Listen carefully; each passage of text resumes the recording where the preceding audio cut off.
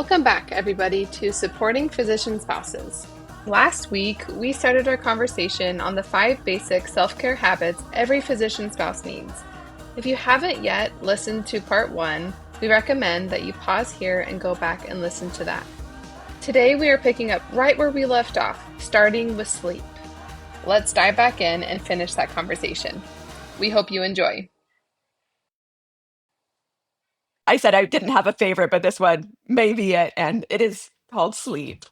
This fundamental well-being tool called sleep is your brain's housekeeper. When you sleep, your brain literally cleans and clears out all of the toxins, it processes your emotions, and it stores memories. And we know that from the NIH, they show that sleep plays a critical role in emotional resilience. And without it, your ability to regulate mood and think clearly and respond compassionately all take a big hit. And yet, sleep is often the first thing that physician spouses give up, especially during medical school and residency when their spouse is gone all the time, or they've got a newborn, or burnout seasons of life. Sleep is often the one that we let go of first. You were going to reference the NIH, and I honestly was like, she's going to reference Inside Out, like, Riley goes to sleep and it's like all the memories just like go to long term or whatever. Oh, that's like where I'm at in my season of life right now. One of the reasons I said that this might be my favorite or the most important, even though I said there wasn't going to be a most important one, is that this I think everybody has like a keystone of one of these things that is kind of responsible for setting the dominoes in motion. For me, it's definitely sleep. Everything becomes so much more challenging if I haven't had good sleep. And it's so much harder to have the energy to move if I'm tired. It's harder to want to eat good. It's hard to remember to drink water. It's harder to get up and take a shower if sleep isn't kind of grounding all of these together. It's hard to be grateful if you're tired. So for me, at least, sleep Mhm. seems to be the one habit that holds all of the others together or unravels them. And I think that lack of sleep and lack of support for sleep is really one of the triggers that drives so many people to the cycle of burnout. It's just a lot. Another challenge that I come across in this stage is trying to fill in my creative ventures. The podcast is kind of taking my like evening hours, my pre-sleep hours. That can be a hard balance. I'm wanting to engage in the creative project while also getting the sleep I need, while also being very present with my family during the day. So this is just cheers to all of us who are just really working in a balanced life. Yeah, balance is complicated. There is absolutely no doubt about it. I think one of the things that I learned about my own sleep, at least, because I could see this as a pattern when my husband was in residency and he would be gone long hours. So I was solo parenting all day. And then I put the kids down to bed. And so they were little. So they were going to bed at 7:30, 8 o'clock. And I was tired. I could have gone to bed then, and I should have gone to bed then. But instead of being engaged in a project that you can actually see the fruits of your labor and you're working on that, that is one thing versus another when you're just like, I'm so tired. I'm going to lay in bed and I'm going to watch Netflix for 4 hours. And then you wonder why you still feel so depleted at the end of it. We talked about this, I think, in the last episode, like knowing the difference between activities that are further draining that seem like they would be peaceful and relaxing and those that truly are. So I'm always in favor of like a creative pursuit. If you're going to stay up late, make it meaningful, make it something creative. Don't just waste it away. Don't have nothing to show for it at the end. Those have two vastly different consequences. I wouldn't Mm. recommend doing that every night, but being able to know when you're tired and to honor those needs and to be engaged in something that really helps fill you up instead of taking away from you. I remember prioritizing my husband's sleep kind of in a different way, that I was just so concerned about him getting sleep that I completely neglected my own sleep. And that was a real problem because it turns out that women's sleep is actually different and more important than men's sleep. Like things Mm. happen differently for us. So now in our home, we prioritize my sleep. It was probably 4 years ago. I decided to buy my husband and I these Aura rings because I was really concerned about him. He had some health problems that might have been exacerbated by sleep. And so I'm like, we really need to Mm. know what what's happening for your sleep. And so we both got these rings. And as I'm wearing it, I would be like, oh my goodness, I'm so tired. And my sleep score would be low. And he'd be like, I slept great. So he may have like slept less, but his sleep quality was so much better than Hmm. mine was. And so we had this difference. And so we're going to talk a little bit about why that is different because there's several factors that contribute to greater need for sleep in women and why we have a higher susceptibility to sleep disturbances. So why don't you take us through this first one? Wow, this is really fascinating. I'm like, what are you talking about? I've never heard this before. Okay, I will read about it. Surprise! Yeah. Okay, we'll start with hormonal fluctuations. Women's sleep patterns are significantly influenced by hormonal changes throughout their lives. Fluctuations during menstrual cycles, pregnancy, and menopause can disrupt sleep quality and duration. For instance, menopause is associated with increased sleep disturbances due to hormonal shifts. So when you think about a woman's life, that is the essence of it. There's menstruation, there's pregnancy, and there's menopause. Like that is like what it is to be a woman, right? And so just those three things by nature of the hormone fluctuations, our sleep quality is much less than Mm. men's. One of those happens every month, right? And I'm having the craziest dreams when I was pregnant. I was like, can I just have less dreams so I can just sleep well or just not feel so uncomfortable? And I don't know menopause yet, but um, we've heard the stories. Yeah, it's coming for all of us. It's gonna be there. All right, the next reason why is mental health consideration. So maybe you didn't know this either, that women are statistically more prone to conditions like anxiety and depression, which are closely linked to sleep issues, and that approximately 80% of individuals with depression experience insomnia, and that women are nearly twice as likely as men to be diagnosed with these conditions. So, I also want to add in some of the research from our mutual friend, Dr. Sarah Grimmer. Mm. So this last year, I think it was October of 2024, she had her PhD dissertation research paper published that was able to link secondary trauma from physicians who were experiencing anxiety and depression and burnout symptoms, that those actually transfer to their partners. And we're already more prone to it. And then if we're living with somebody who is experiencing anxiety, depression, and burnout, our chances increase also. So the next bit of data we have is that certain sleep disorders, such as insomnia and restless leg syndrome, are more common in women. The risk for these disorders increases with age, particularly after menopause. Yeah, this is no fun. So I'll tell you right now, I do have restless legs. They used to show up occasionally, and now it's like 90% of the time I have restless legs. Oh no. Luckily, it does not keep me awake. It Okay. just is kind of annoying as I'm trying to fall asleep. But let's talk about this last one related to sleep, and that is the cognitive load and multitasking. And so we know this, it's been talked about, it's been researched that women do engage in more multitasking and complex cognitive activities during the day, and that that does lead to a higher need for restorative sleep.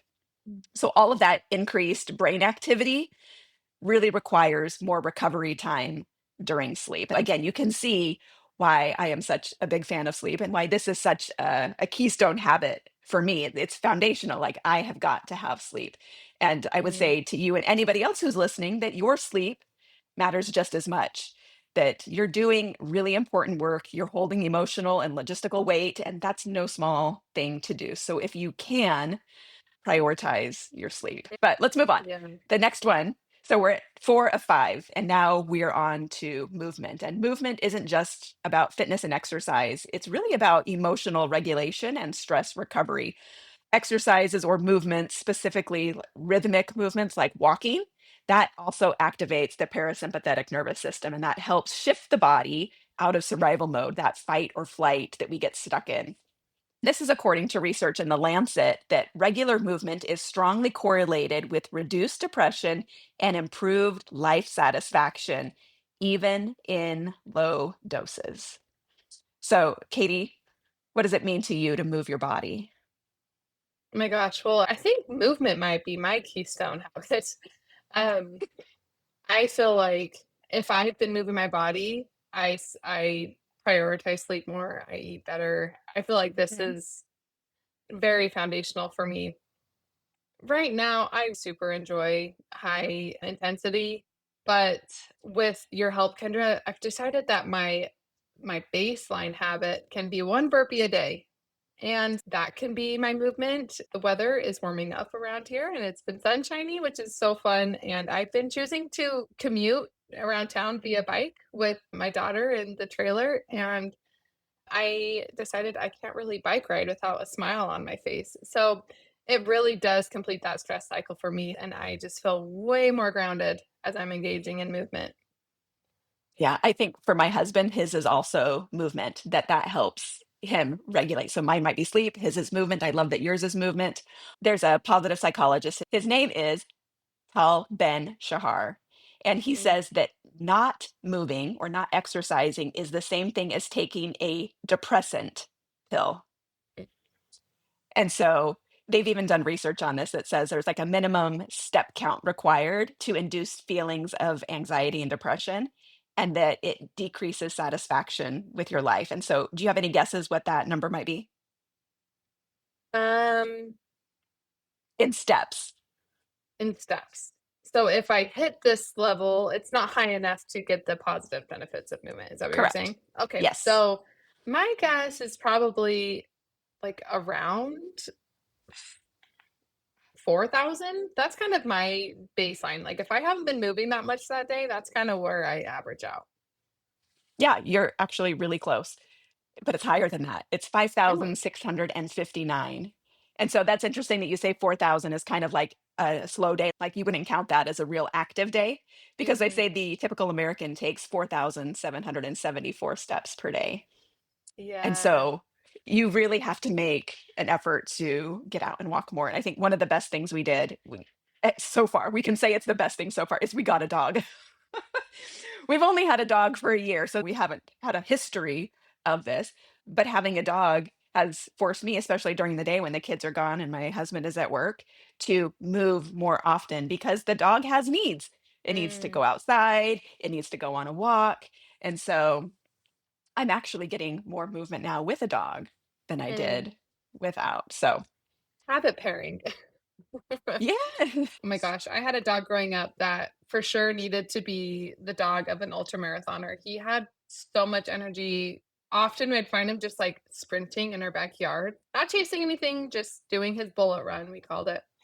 Um, and we found that with this dog, the more he exercised, the better his behavior was. And he would like finally rest. So I totally know that feeling of, okay, I got to get moving for this poor animal. Yeah, I love that you said that about the dog, that his behavior improved, because I think all of our behavior I improves when we know. move. Like, Totally. I am a much happier and better person if I am up and moving throughout the day than if I've been sitting in one spot all of the time. And I think that's one of the downfalls of working from home is that I do tend to sit a lot. And so again, having this dog, we'll take several walks a day that are, short, but still Mhm. getting out, fresh air, sunshine, and movement is really medicine for the soul. Have you heard of Ryan Hamilton? He's a comedian.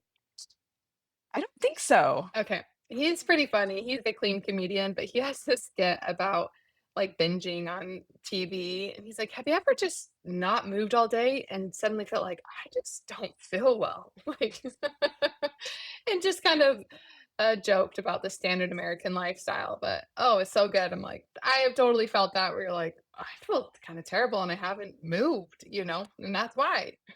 Yeah, it's a real thing. That's great. Thanks for sharing. I wrote his name down so I can go check him out. I love a good He's fun. comedian. Yes. All right. We are moving right along and we still have just a little bit more to cover. Our last one, we're talking about nutrition. And let's maybe frame it as nourishment, eating in a way that supports your body's needs. And I think we're seeing a lot of information coming out from the scientific community that nutritional psychiatry is an actual thing. There is a strong link between what we eat and our mental health. And we know that whole foods are associated with lower rates of depression and anxiety. I'm not going to lie, this was a tough one for me during residency also and medical school and just having young kids and limited resources and not understanding how important good nutrition was, moving beyond the mindset of I need a certain number of calories and focusing Mm. on I need so many nutrients. Tell me kind of what your experience around food and nutrition during this journey has been. It's been really tough, and I think most of it, I mean, I think, a lean budget and also having young kids really contribute to this, but we both really enjoy nutrition. We come from families that really value it. Um, we love eating good food, and actually, we both really enjoy cooking, but my husband is a better cook than me, and it's a shame that he's not around enough. When he does have the time, he's really happy in the kitchen. Now I find myself not cooking as nutritionally dense meals because if I do so, I'm cooking like 2 meals for my kids, Mhm. right? It's adding to the workload, and, I find it stressful to be in the kitchen with my kids. I'm still learning how to let them engage and not be stressed about prepping veggies with little fingers around, I find myself in that phase of, "Oh, I'll just kinda make something easy and steam some carrots in the microwave," which is fine, but, um, there's nothing like a really nutrient dense meal that I get to consume, especially if it's made for me. Oh, that is just like Mhm. love. I think I would agree there Yeah. also. I do want to give you a little bit of hope though, because I started cooking with my kids when they were about the same age as your two oldest boys. Mm, And some of my favorite pictures that I have are of them little in the kitchen making food. And now that they're teenagers, they can handle the kitchen all by themselves, like yeah. full on dinner. So keep those habits going when they're young and teach them those Mhm. things because the rewards do come eventually. One aspect of nutrition that I want to talk about is we sometimes use food to escape some of our emotions. I was going through my Instagram account. I had a picture of this big, imagine like almost like the size of a mixing bowl. I think this dessert was called like better than sex cake, or I can't remember, but it's like that chocolatey cake and chocolate pudding Oh, yeah, and yeah. toffee stuff and whipped cream and fudge all over it. And the Mhm. caption on this picture that I wrote says, "Nothing says, sorry, I didn't make it home like chocolate, even if it did come out of the office refrigerator left over from a meeting he didn't attend." And so my husband was notorious. He would feel bad about not being home and he would bring me sweets and desserts. I ate terribly. And Mm, as a result, my stress would rise, my nutrition would decline. I got stuck in this kind of mentality of I really thought everything was happening to me. Like all of mm. these things were happening to me. Like I didn't have control rather than me actually making a conscious choice about what is best for me. We did get to a point finally where I'm like, stop bringing me food. I don't need food. You could just say, "I'm sorry I didn't make it home." It's his peace offering. Yeah, it's a peace offering, but it's one of those things that it always made me feel terrible after the fact. So while I Yeah. was eating it, it felt good because it kind of relieved some of the feelings that I was having, but then when it was done, I just felt terrible about what I did. And that was worse than just feeling sad that he wasn't able to get home when he said he was gonna be home. It's easy to want to escape feeling bad and to look for something that's, sweet or satisfying, but not nutritious. Mhm. And what we really need is nutrition. Yeah. Yeah, I find myself on my really hard days that's like, "I deserve this," kind of. I'm like, "What does that even mean?" You know? Yeah. If I want the pleasure that this brings, but if it's something that's really good for you, we don't feel bad after we eat it. Mm, Obviously not what we needed. We've talked about replacing that moment of late night dessert with a real nice embrace from my spouse and how that might fill that need. And it's really helped me to reframe what is the feel good feeling I'm desiring? Does that have anything to do with this creamy dessert? I'm an ice cream eater, so that's mine. mhm. Um, or is it just about wanting to feel just good inside? And what else can bring that isn't a consumable? That's been really fun to kind of brainstorm and think about. Yeah, I love that. And plus, it also shows that self awareness piece. So often when we reach for these things, we're not really aware of what's happening. It's either out of habit or it's sitting around and it feels, again, like we're not making a conscious choice until it's too late. And we're like, oh, what did I just do? But being able to get there first and realize, no, the thing that I'm after, this can't actually fulfill, Yeah. and finding the thing that will actually fulfill it. And so when we talk about nutrients and nourishment, that has a lot of different applications, and we're going to get into Mhm. some of those in our next episode. But um, yeah, those are the five basics, everyone. They're not glamorous, but they are game changers and they are the building blocks of personal resilience. It's that capacity to keep going, to bounce back, and to feel like yourself again. And as we've talked about, for one person, it may be one of those five things, and for another, it might be another. But knowing what it is, knowing what your thing is, and using that to help create this foundation where all of these things can thrive is a worthwhile cause to pursue. Oh, Kendra, I've really loved this conversation and being reminded of the beauty in taking care of our bodies in such small and simple ways. I think sometimes the world kind of gives us messaging that, like, you have to go run the marathon in order to be taking care of your body, or, you have to go buy this really expensive thing or have access to like the nicest gym in town. But really, it's just the small, basic things that luckily for most of us, we have access to. So, here is our invitation to you, listeners, this week. Pick one of these five areas that we shared with you today. Just one. Is it hydration? Is it hygiene? Is it your sleep, movement, nutrition? And ask yourself, what is the smallest way that I might improve this area? Is it just having a glass of water on your nightstand so it's the first thing that you drink? So you're starting your day improving your hydration? What could it be? Where could you insert that habit? And also lean into how can you achieve B minus work, right? We're not looking for perfection. Consistency is more important, but also B minus work is pretty good. And so if you ever end the day like, oh, I just like it was pretty good, that's an A plus in our book. Absolutely. And we are going to probably talk about all of these and things that are related to it and how to create habits. And some of the things that we've touched on, we'll talk about in a future episode. But in the meantime, we have created a free worksheet to help you explore these areas, and it's linked in the show notes. It's not a checklist, it's more like a mirror. It's a way to gently ask yourself, how am I doing right now? And what could I do a little bit better? So if you would like that, send us a message on social media through Facebook or Instagram. You can reach us at Supporting Physician Spouses, or you can email us at hello@supportingphysicianspouses.com. And if this episode resonated with you, send it to one of your friends, physician spouse, or any other spouse that you think may have needed this message. Next time, we're going to be looking at the other half of the equation, our emotional, social, and spiritual self care. These are the parts we often bury and the ones that truly fill us up. Until then, remember, your needs matter. You matter. We'll talk soon. Bye.